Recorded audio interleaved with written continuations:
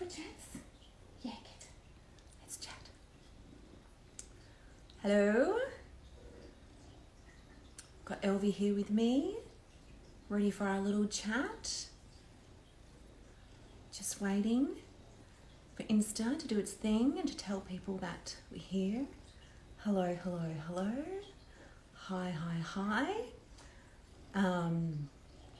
Elvie and I would like to chat with you tonight about matters of spirituality and energy as it relates to caring for these guys. So is it just a casual chat? I've got my cacao here, my heart medicine. It's my second one for the day. It's been a big day.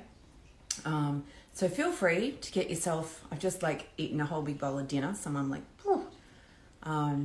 So feel free to get yourself some food or cacao or a chamomile or whatever floats your boat. And say hi if you're here with me now. I'll wave at a couple of you. Say hello, join me, pop your comments, pop your questions in. Just want to, open up the conversation I want to give it a little bit more time, just for some others to join. So I'd love to know, for those of you on the live at the moment, what your experience is with, matters of spirituality generally, but also as it relates to your animal or maybe other animals, and what you've observed, what you've experienced. I would love to know. I'd also love to know maybe if maybe you've never been exposed to this kind of stuff before and you're like, what is she going to be talking about? Let me know that too. It's always good to connect and interact with you here, so I'd love to do that tonight. But basically, the reason why I was and I'm not here live very often. I don't do lives very often. Also, for those of you on live, could you just let me know if you can hear me, because my phone's a bit far away from me. Because it's meant to be a casual chat, so I thought I'd do it in my living room. So yeah, if you can just let me know that you can hear me okay, or if you can't hear me, let me know that. I don't know what I'll do to fix it, but we'll see how we go. What was I saying? So yeah, casual chats about spirituality and energy as it relates to animals' health and well-being. So the reason why I've been prompted to come on here, thank you. The reason why I've been prompted to come on here tonight, of all nights, when I haven't been on live for ages, is really because I've been having a lot of conversations recently with people around these matters, around spirituality, around, what are the spiritual causes of a certain health issue, was one question I was asked recently. And then also talking about the impact of energy when it comes to our animals' health. And what can we do about that? What can we do to help our animals? And what does that even look like? What does spirituality even look like when we're talking about animal health and well-being? So having these conversations, obviously I'm the kind of person that follows breadcrumbs, follows little bits of inspiration and observes patterns. And so this is a pattern that I have observed in terms of people reaching out to me and wanting my opinion on these aspects of animal care. So for those of you who have joined me live, and those of you who are watching this after the live, I'm sharing this with you because you may be curious as well.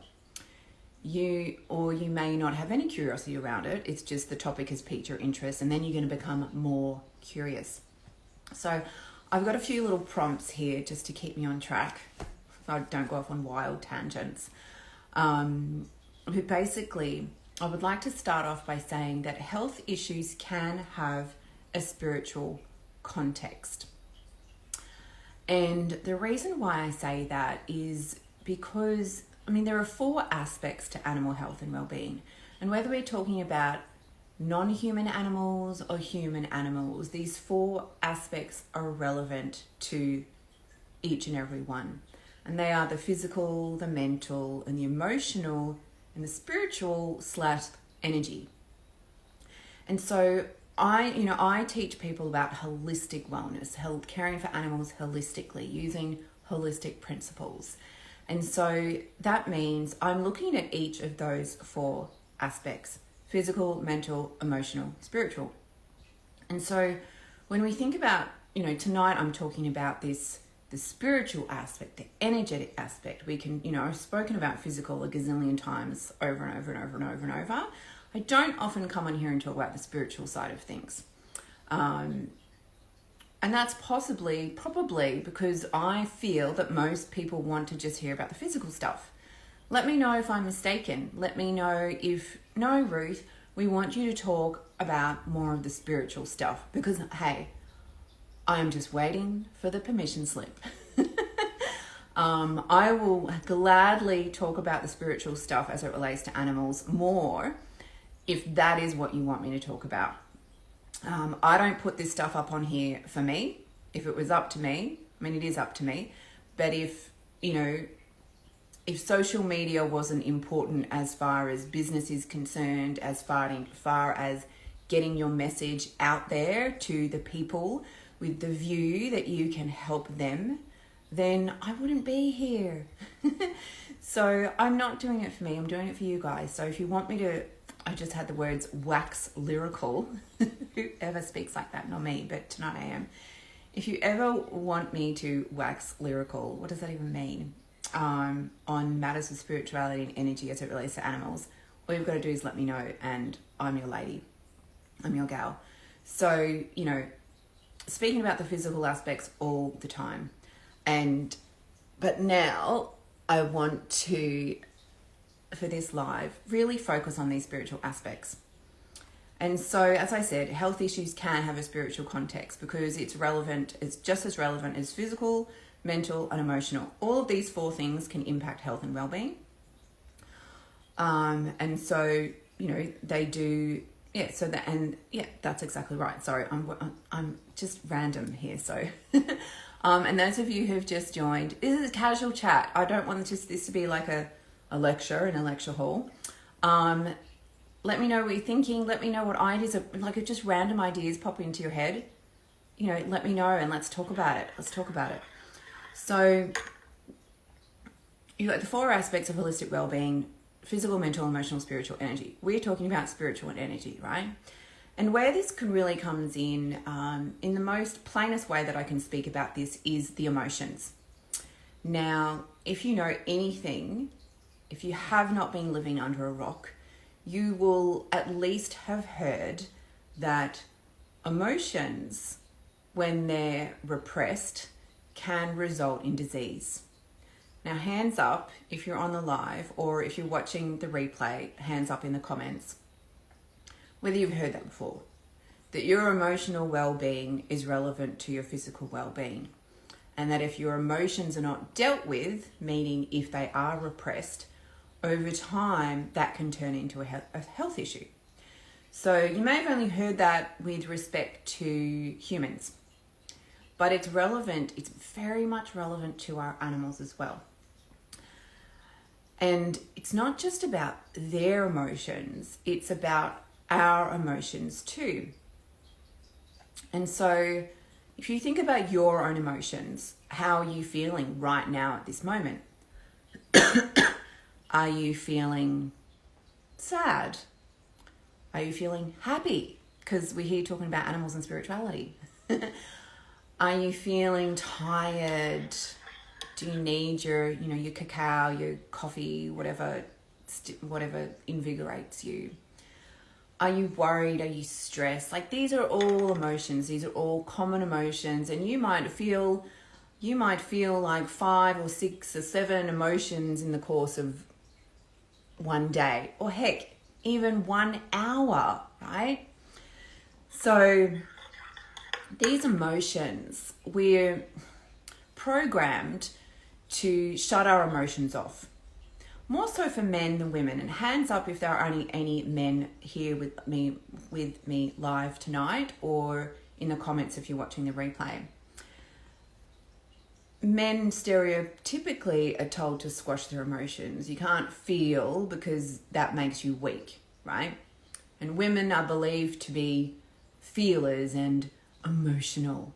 The amount of times in my life, and I'm sure some of you ladies will resonate with this, the amount of times in my life, particularly when I was a lawyer, that I was told, Ruth, you're too emotional. And it's like, screw you. This is who I am. I'm a woman, for God's sake. I have emotions and I will feel them. It shows that I'm passionate, And thank God that ability to feel was never bashed out of me or programmed out of me, because I don't know what kind of person I would be like today, a zombie, right? And so many of us do walk around life as zombies because we're told that to feel is weak, to feel is inappropriate. It's not appropriate to cry at this point in time. It's not appropriate to have a tantrum whilst you're at work or in the supermarket because they don't have the brand of chocolate that you want, right? If you're a child, that's fine, but as an adult, that's not appropriate. So it's not appropriate to feel. And so we might have this programming, or we've been able to disable that programming that tells us to quash our emotions. When we quash our emotions, we repress our emotions. When we live in a close relationship with our animals, animals have roles, right? Our animals choose us and we choose them. It is a mutual relationship. And so they've come into our life, we've come into their life for various reasons. One of those reasons is unconditional love, right? They're here to give us unconditional love.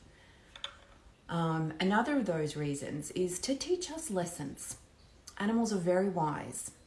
As I always say, and you may have heard me say this before, animals don't have the human ego.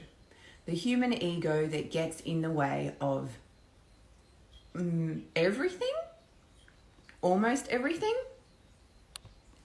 What do you think? Let me know. Does the ego get in the way? The ego does have a place, but what the ego can do is interfere with the heart,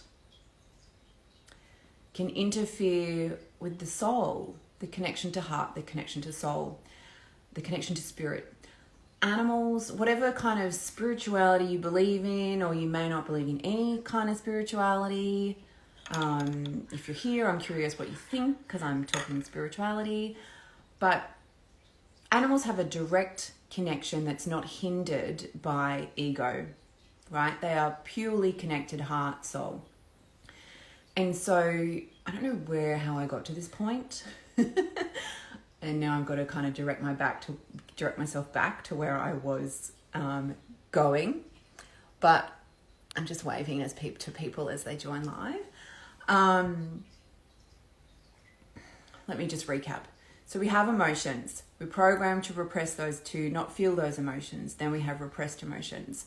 We have this beautiful relationship, this beautiful opportunity with our animals, right? And so they come in for various reasons. They choose us, we choose them. I'm just summarizing what I just spoke so I can get myself back on train. And also for those of you who've just joined live, you're getting a little summary of what I've spoken about. So one of the reasons they're here is to give us unconditional love. Another reason is they teach us lessons. Wisdom. They teach us wisdom. I've got it back now. They teach us lessons. They don't have that ego block, right? They've got that direct heart consciousness, soul consciousness, direct to spirit, direct to source, right? So they don't have the human ego, which blocks everything, that can get stuck in this revolving world of fear and anger and greed and sadness and desire, and I want this and I want this, and now I've got that and I want that and I want that, and I keep wanting for more and more and more. I'm never happy with what I've got. I'm never happy with who I am. Animals don't have that. If you look at an animal, they're just happy. whatever they're doing, you know, maybe not if they're in a fight or they're out in the wild and they're being attacked, they're not going to be happy, right? But in a typical domestic situation, well, actually, not scrap that, because what is a typical domestic situation? There are plenty of domestic animals that are in horrible situations. But let's talk about in a healthy, loving home. I mean, if I move my camera. Hi! Hey, Buzz Buzz. Yeah, hi. He looks pretty happy, right? Yeah, you're pretty happy. You'd like some dinner, but you know Mum's working. He knows I've got important work to do, right? So, generally speaking, I don't know if you heard that. It's a funny story, segue. He learned this from me. When I yawn, I make noise. Like if I yawn, I'm like, ah! So then one time, he started doing that. And so now he's just staring at me. Now he's looking at me on the camera. So now, often when he yawns, he makes a noise. It's like he's mirroring me.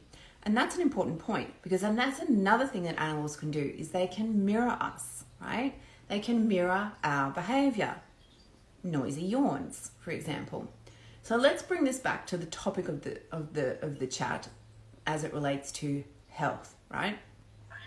So going back to emotions, going back to the animal's role, there is a connection there. There is a reason why they're here. And so when we don't deal with our emotions, the other reason that they're here is to help us. I didn't mention that. Important. Unconditional love, lessons, and to help us. And plus they have their own work to do as well. It's not all about us. That's that ego. It's all me. Any Aries on the live? I know there's at least one of you. Any Aries watching the replay? It's Aries. Me. It's all about me. I don't care, just me, right? On that note, I need to take a sip of my cacao. So, unconditional love, lessons to help us. So, and that's a spiritual role that they have. And this is where I'm really going to get into the spirituality concept. We have souls. They have souls. We have souls. You may have heard, animals don't have souls. Only humans have souls. Bullshit. That's probably going to be beeped out, right? We all have souls, right? And so we have these agreements. Like, Elvie and I, we've lived about a gazillion lives before. So our souls know each other really, really well. The bond is very, very deep. Like I said, he mirrors, he takes on my behaviors. It's like when you're in a relationship with a human and you start to speak like them or do their gestures. Elvie does that, right? I told you about the noisy yawns before. So, emotions helping us. So when we don't feel our emotions, when we hold our emotions inside, they can become repressed. They can create dense areas of energy within our body. If those emotions remain repressed, stuck, it's like I said to a client today, you know, we don't like to deal with the hard things because it's too hard. So we're just going to sweep that under the carpet and just hide it all the way back there. I'm going to push that in there too. You know, 10 years, something happens. Oh, should I deal with that? No, it's too hard. I just push it under the carpet, right? To feel and express our emotions is everything. Yes. I noticed Jamie and Lion, my cats, I love your cats, who also have their moods and emotions. Exactly, because they are their own beings as well. They love their own soothing and being soothed by their humans. Yes, they love love. They are love. I was going to say personified, but they're not persons. They are love animized, you know, whatever. So they're really good examples of feeling their emotions, right? Dogs and joy. You can't get much more joyful than a happy dog, right? Cats and comfort, what makes them feel comfortable, that's what they do. They're all about, they must all be Aries, right? Me, me, me, me, me. It's probably why I love cats so much. So these emotions that, yes, we have and they have, if we're repressing those emotions, what can happen over time is those repressed emotions, as I said, create dense energy within the body. If they continue to be repressed, the energy becomes denser. Over time, that dense energy can create a physical health issue. So then what can happen, because of this beautiful, beautiful arrangement, relationship that we have with our animals, is one of their jobs may be to help you out by taking on helping you to clear those repressed emotions so that you're healthy, so that you're looked after. And this is where unconditional love comes in, because they can do that even if it means that they're going to suffer for it. And that is unconditional love. You know, they're here, they're doing their job, and this is their job, and they will do it because they love you and they want to help you in any way, shape, or form that they can. And so this is a situation, and I don't often speak about personal stuff, but I've touched on this a bit this week, very slightly. I am going through this at the moment. Like, I have been told on various occasions that one of Elvie's jobs here is to take on my repressed anger is the emotion. I'd like you to think about any emotions that you feel that you might repress. And the way to figure that out is when you're triggered, when something or someone triggers you, what is the emotion that you feel? And you may not know it off the bat. A little homework exercise I'll set for you tomorrow or tonight. If someone triggers you, what is the emotion that you feel? It could be anger, could be sadness, it could be fear, right? What is the dominant emotion that you feel when you're triggered? Me? Anger. Oh my God. Raging, baby. Raging, right? So, and there's a lot of shame around anger. And so for me to actually tell you, I feel like I'm confessing my sins. And even that, like, it's not a sin to be angry, and it's an emotion that is right to feel, depending upon, you know, if you feel angry, feel it. You have a right to be angry, right? So I have been told that one of Elvie's jobs here with me in this lifetime is to help me clear repressed anger. Now, I was told that earlier this year. Did I do anything about it? Not really. Not really. And I knew from previous occasions that he took on my stuff to help me out. Did I do anything about it? Not really. And then the shit hit the fan. And he has presented with a health issue. He presented with this health issue in August. So it's been a while. It's a year next month. And it was only literally last week when a client said to me, a person booked in for an initial chat and they wanted to talk about the spiritual aspect surrounding hypothyroidism, which is actually what Elvie has, hypothyroidism. And I was like, oh, I knew it generally, contextually, but I never actually specifically looked into it. And then I looked into it. And then I came across this traditional Chinese medicine website, and it spoke about what TCM practitioners consider to be the cause of thyroid issues. There were 3. I can only remember one because the one that was like, oh yeah, that's it.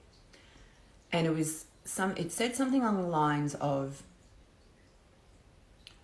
when there was a word that starts with P, pathological, maybe? Anyway.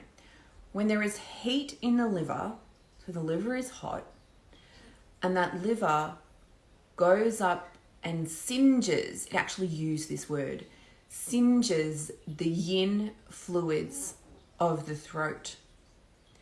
And the pathogenic heat in the liver is from emotions like anger, stress, anxiety.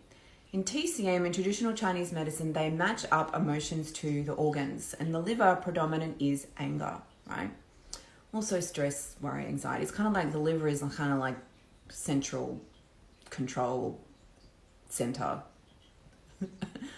of the body, but then so is the thyroid actually. So when I read that, I'm like, repressed emotions of anger, example, can create pathogenic heat in the liver. Then that heat rises up from the liver and singes the yin fluids of the throat. So in traditional Chinese medicine, they claim that is one of the causes of thyroid disease.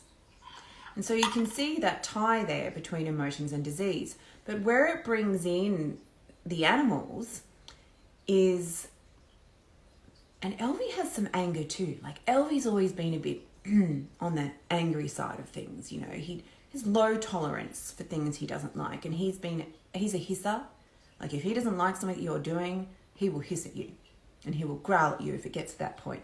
He won't strike out at you, but he will verbalize how he feels. And it comes from this place of anger. So it's probably a bit of both his and mine. So going back to when I was told that part of Elvie's job is to take on and clear my repressed anger. So what has happened, I believe, is, and this is just an opinion that I'm offering based on my own animal. I'm not diagnosing or anything like that. It's an opinion based on my own animal that you can take however you want to take. So I read that and then I consider that, and it's like a light bulb goes off. It's like because in his bloods, he has elevated liver enzymes and elevated T4. I can bet your bottom dollar that the liver enzymes went up before the thyroid. I have no proof of that, but I'm pretty sure that was the case because of this anger, pathogenic heat in the liver, rises, singes the yin fluids of the throat.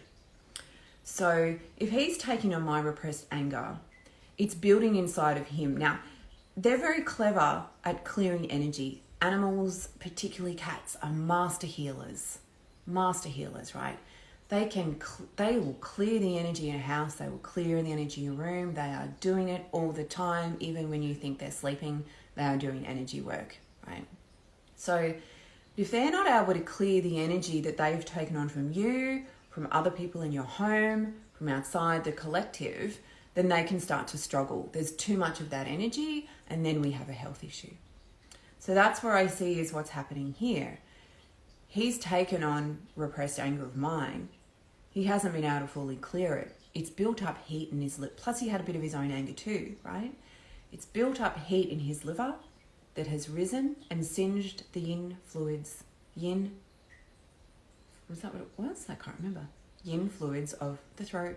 Hello, hypothyroidism. So how do you like that? I thought it was very interesting, and I really think that there's a lot of credence in that. And so it's like when we're thinking about the emotions, our emotions, their emotions, if they're not dealt with, if they're not cleared, it creates that density, which can then turn into a health issue. And so spirituality and energy is a really, really important factor when it comes to your animal's health and well-being. For those of you on the live, if you've got any questions, now's the time, because I'm going to be doing my concluding remarks and closing it off. So I've got two more things I want to cover. The animal's role in our well-being and what can we do to help. So the animal's role, I've actually already spoken about that. That's where I was speaking about the lessons and the unconditional love and the soul agreements and helping us out. I will lightly touch on the whole mirror thing as well. So I had a liver thing come up last year, nothing major. And then that's when I got Elvie's bloods done and his liver enzymes were elevated. So there can be this mirroring. One of the mirroring agreements can be mirroring of a physical health issue. And again, this is representative of the fact that they're taking on this energy from you to help you out, to clear it so you don't get sick. But they may suffer. And so, I mean, I've already been speaking for half an hour. I could speak all night to you about this stuff. So let me summarize what I've said, and then I'll do my concluding remarks. So health issues can have a spiritual context. There are 4 aspects when it comes to health and well-being: physical, mental, emotional, spiritual/energetic. When emotions are repressed, you're very welcome. When emotions are repressed, they can create dense energy, which can then create disease. Animals have their emotions. We've got our emotions. The animal has a role in our well-being, in our healing, right? They are here to teach us lessons. They are here to give us unconditional love. They are here to help us. They are here to learn their own stuff too. Which then brings me to, what can we do to help?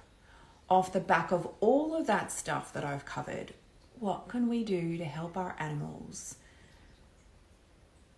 in terms of this spiritual aspect, this energetic aspect that is not really spoken about?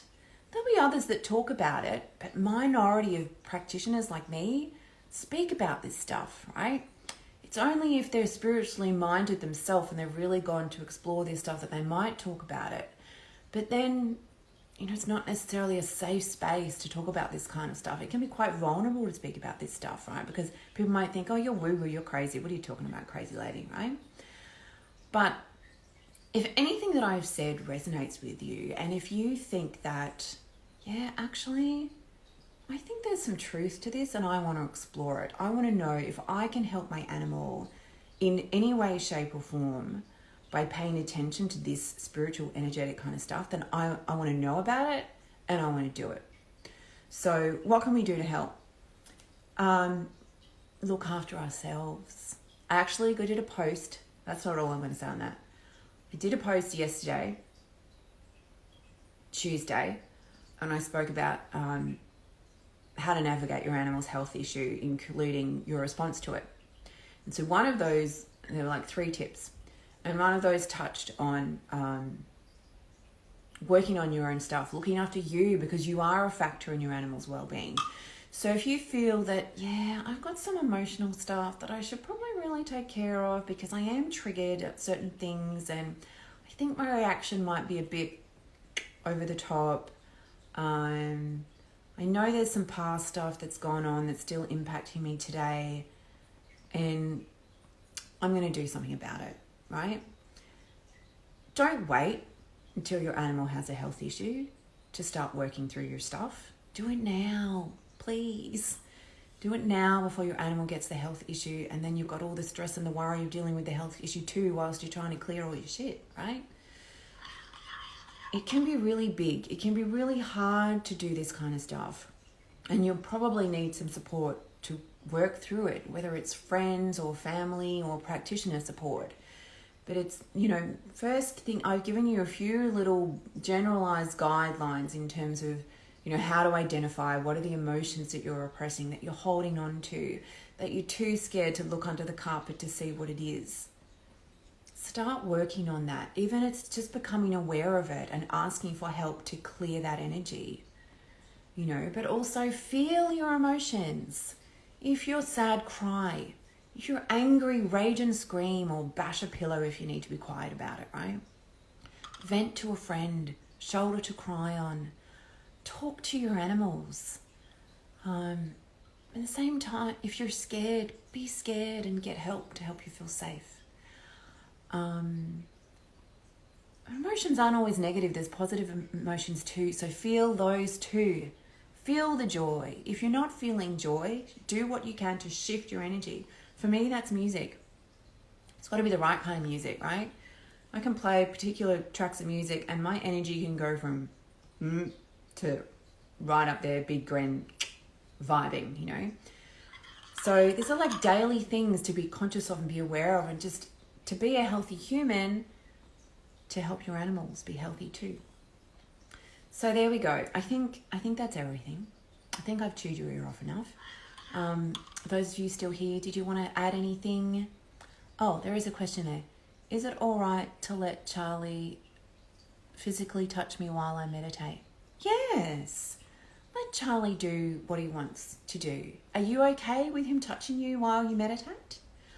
And that can be a thing. It's like, I literally spoke about this today as well, because it's something that I think about all the time. Like, if I'm feeling an emotion, do I need to do it away from my animals? Or do I need to not feel my emotion because I don't want them to take it on, right? They're going to know if you're feeling emotion before you register that you're feeling it. They'll sense it energetically, so they're going to feel it regardless. If you hold that emotion down, that's more work for them, right? Don't hold it down. Let it out. Let it out. If you want to let it out, and if you can let it out gently, then let it out gently. If you're not, I always guide people to tap into what feels right to you. If you need to be raging and you're not comfortable doing it in front of your animals, then leave your house, climb a mountain, and scream till your heart's content. Or go to the car and scream. Or go into your bedroom, shut the door, and scream into your pillow. Right? If that feels better for you, then you do that. You do you, right? Like they say. So yeah, Suzanne, if it's like, usually if you're meditating, you're calm, right? So you're calm, Charlie touches you, he could be doing some healing for you. They're attracted to us when we meditate because our energy is clearer, cleaner. We're tapping into spirit, right? We're stepping out of ego and going into pure love and consciousness if we can go deep enough and really feel it. So it is beautiful when our animals join us in meditation or in any quiet, peaceful activity. It's a beautiful, pure love vibration, which they are going to soak up and they're going to be so proud of you for going into that space. Ready for chats? Yeah, good. Let's chat. Hello. Got Elvie here with me. Ready for our little chat. Just waiting for Insta to do its thing and to tell people that we're here. Hello, hello, hello. Hi, hi, hi. Elvie and I would like to chat with you tonight about matters of spirituality and energy as it relates to caring for these guys. So is it just a casual chat? I've got my cacao here, my heart medicine. It's my second one for the day. It's been a big day. So feel free to get yourself, I've just eaten a whole big bowl of dinner, so I'm so feel free to get yourself some food or cacao or a chamomile or whatever floats your boat. And say hi if you're here with me now. I'll wave at a couple of you. Say hello, join me. Pop your comments, pop your questions in. Just want to open up the conversation I want to give it a little bit more time just for some others to join. So I'd love to know, for those of you on the live at the moment, what your experience is with, matters of spirituality generally, but also as it relates to your animal or maybe other animals, and what you've observed, what you've experienced. I would love to know. I'd also love to know maybe if maybe you've never been exposed to this kind of stuff before and you're like, what is she going to be talking about? Let me know that too. It's always good to connect and interact with you here, so I'd love to do that tonight. But basically, the reason why I was I'm not here live very often. I don't do lives very often. Also, for those of you on live, could you just let me know if you can hear me, because my phone's a bit far away from me. Because it's meant to be a casual chat, so I thought I'd do it in my living room. So yeah, if you can just let me know that you can hear me okay, or if you can't hear me, let me know that. I don't know what I'll do to fix it, but we'll see how we go. What was I saying? So yeah, casual chats about spirituality and energy as it relates to animals' health and well-being. So the reason why I've been prompted to come on here, thank you. The reason why I've been prompted to come on here tonight, of all nights, when I haven't been on live for ages, is really because I've been having a lot of conversations recently with people around these matters, around spirituality, around, what are the spiritual causes of a certain health issue was one question I was asked recently. And then also talking about the impact of energy when it comes to our animals' health. And what can we do about that? What can we do to help our animals? And what does that even look like? What does spirituality even look like when we're talking about animal health and well-being?